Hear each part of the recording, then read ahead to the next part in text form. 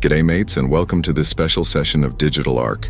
Today we won't just be observing animals, we'll be making predictive forecasts. Using the largest data set in human history and the most advanced biosimulation models, we are ready to analyze every possible decision in a lifetime.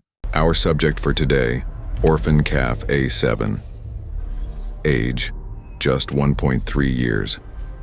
Without the protection of its family and herd structure, it faces the challenge of surviving in a complex environment. By natural law, the survival rate of an elephant calf separated from its herd drops dramatically.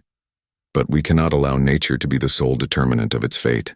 Digital Arc Protocol 6.2 initiated. Our mission is clear: to simulate every parameter of A7's first 15 years of life. This robotic replica is not just a model. It embodies its biological data, its genetic memory, and a real-time analysis of its environmental pressures. Through this simulation, we will explore what A7 will do in the coming decade, what challenges it will face, and how its migration trajectory might unfold under the impact of climate change and human conflict. A7's life journey begins with a data deficit.